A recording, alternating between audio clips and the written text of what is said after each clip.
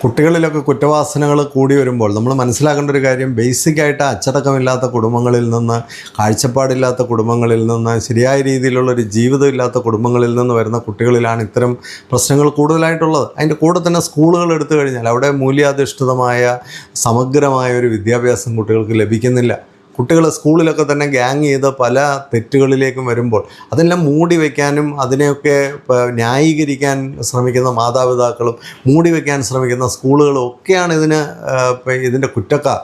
നമ്മൾ കുട്ടികളെ രാജ്യത്തിൻ്റെ പൗരന്മാരെ സൃഷ്ടിക്കുക എന്ന് പറയുന്ന പ്രക്രിയയിൽ കുട്ടികളുടെ ചെറിയ ചെറിയ പ്രശ്നങ്ങളൊക്കെ കാണുമ്പോൾ തന്നെ ആ തെറ്റ് തിരുത്താനും, അവരിലെ കുറ്റവാസനകളായാലും അവരിലെ മാനസിക വൈകാരിക പ്രശ്നങ്ങളായാലും അവരിലെ വ്യക്തിത്വ സ്വഭാവ പ്രശ്നങ്ങളൊക്കെ ആണെങ്കിലും ചെറിയ പ്രായത്തിലെ കണ്ടെത്തി അത് പരിഹരിക്കാനുള്ള സമഗ്രമായ പ്രവർത്തനങ്ങളുണ്ടാകണം. അതിന് നല്ല പരിശീലനങ്ങൾ അധ്യാപകർക്ക് കൊടുക്കണം, മാതാപിതാക്കൾക്ക് കൊടുക്കണം, കുട്ടികളുടെ പ്രായം അനുസരിച്ച് അവർക്ക് ധാരാളം ഗൈഡൻസും കൗൺസിലിങ്ങും ഒക്കെ കൊടുക്കണം. ഇങ്ങനെ സമഗ്രമായ പ്രവർത്തനങ്ങൾ സമൂഹത്തിൽ ഉണ്ടായേ പറ്റുള്ളൂ. പണ്ട് കാലത്ത് അങ്ങനെയായിരുന്നു, പണ്ട് കാലത്ത് ഇങ്ങനെയായിരുന്നു എന്ന് പറഞ്ഞുകൊണ്ടിരുന്നിട്ടൊരു കാര്യമില്ല. ആധുനികമായ ലോകത്ത് ആധുനികമായ രീതിയിൽ അതിനെ സോൾവ് ചെയ്യാനൂടെ നമ്മൾ ഉയർന്നു വരണം. അതിന് നല്ല പ്രവർത്തനങ്ങളുണ്ടാവണം. കുട്ടികളെ നന്നായി എൻട്രി ചെയ്താൽ അവർ തെറ്റിപ്പോവില്ല. കുട്ടികളെ സമഗ്രമായി രൂപപ്പെടുത്തിയാൽ അവർ ഇതിനെയൊക്കെ പ്രതിരോധിച്ച് നിൽക്കും.